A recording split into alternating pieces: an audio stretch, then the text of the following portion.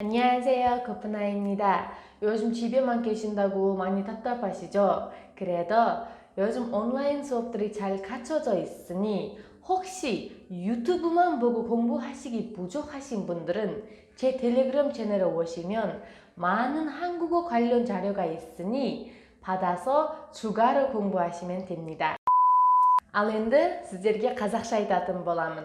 Жалпы біз өткен сабақта етістіктерді, олардың өткен шағын, осы шағын, келер шағын айтқан болсақ, енді осы етістікті пайдаланып, ыл грамматикасын пайдаланып сөйлемді қалай құрауға болады? Осы жайында сіздерге айтатын боламын.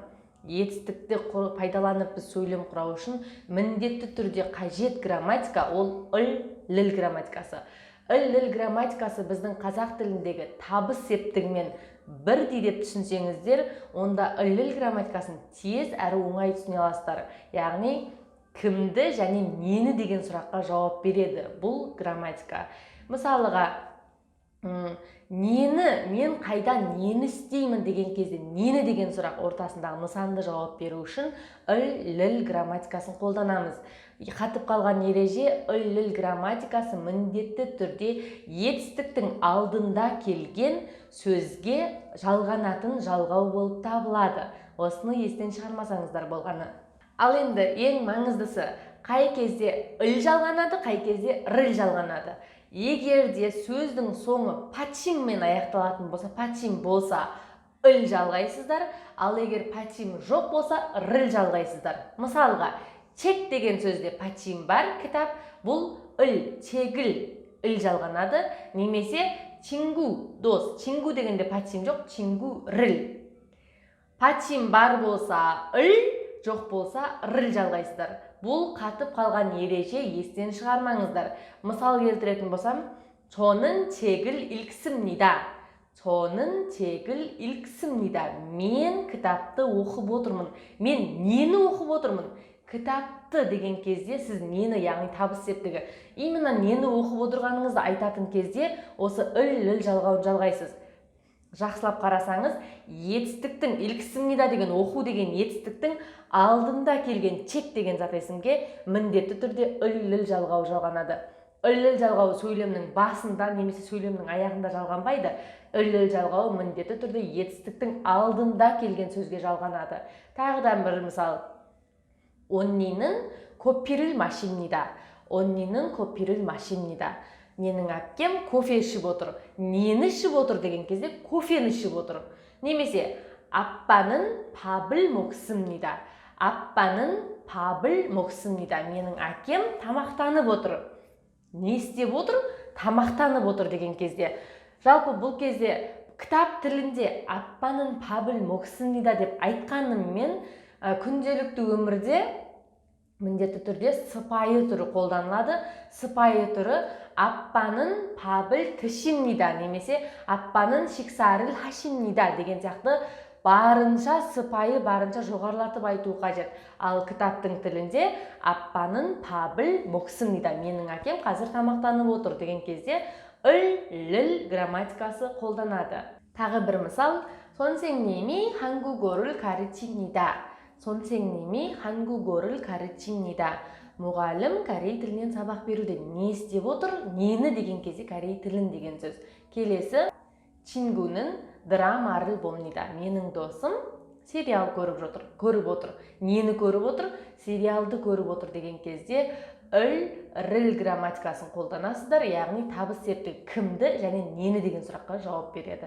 Немесе біреу сізге 지금 뭐 합니까? 지금 뭐 합니까? деп қазір сіз не істеп отырсыз деген сұрақ қойса, онда сіз мысалға 저는 지금 운동을 합니다. 저는 지금 운동을 합니다. Мен қазір спортпен айналысып отырмын.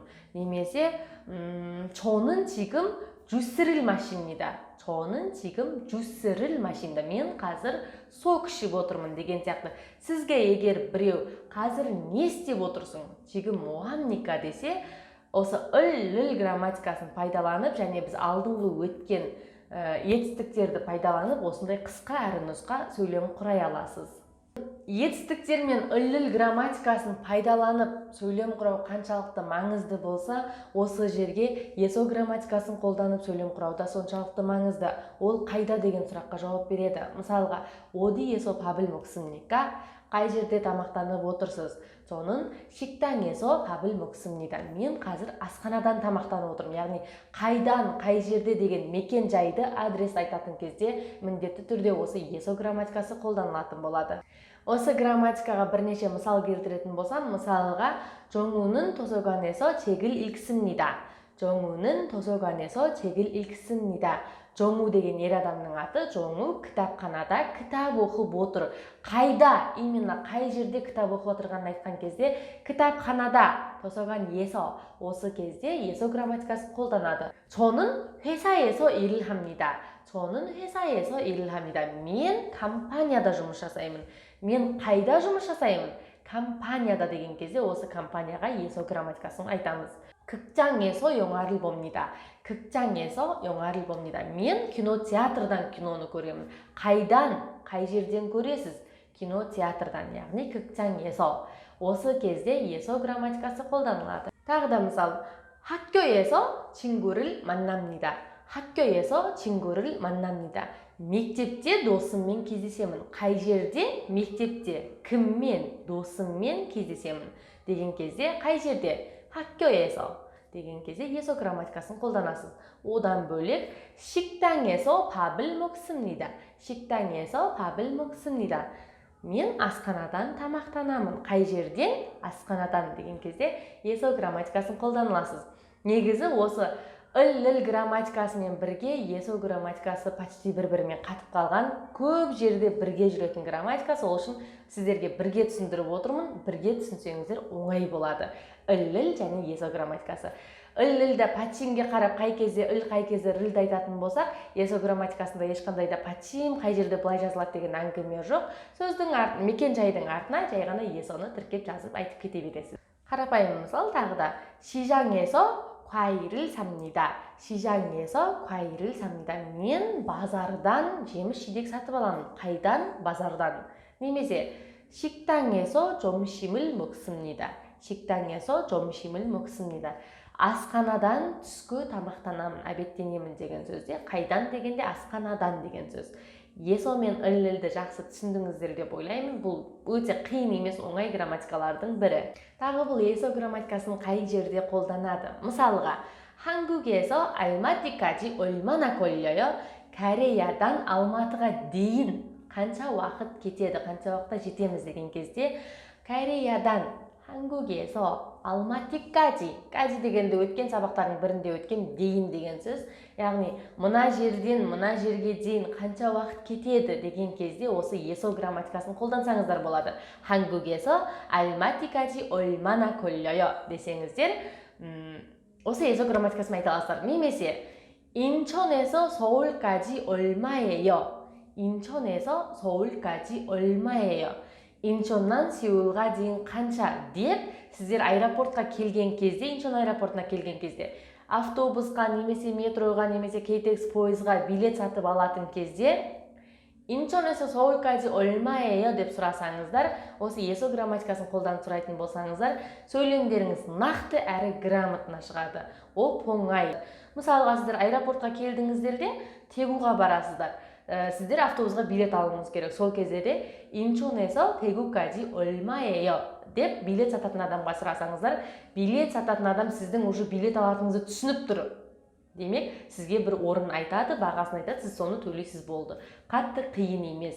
бүгінгі мен өткен грамматикалар өте жеңіл грамматика, бірақ өте маңызды грамматика. тағы да ең соңында бұл сөзді, ол бейнежазбаны қорытындылайтын болсам, ыллыл грамматикасы міндетті түрде етістіктің алдында жалғанатын, етістіктің алдында келген сөзге жалғанатын жалғау нені кімді деген сұраққа жауап береді. есо дегеніміз қайдан, яғни мекен жайға жалғанатын грамматика. қайдан келе жатырсың, қайдан іштің, қайда барасың деген кезде есоны қайдан деген грамматика. келесі есо қай жерден қай жерге дейін баратыныңызды түсіндіретін кезде немесе қай жерден қай жерге дейін бағасы қанша екенін сұрағыңыз келген кезде eso кади дегенді қолданып сұрасаңыздар да болады. Бүгінгі грамматика қиын емес, бірақ өте маңызды грамматика. Сол үшін міндетті түрде оқыңыздар, қараңыздар, жаттаңыздар.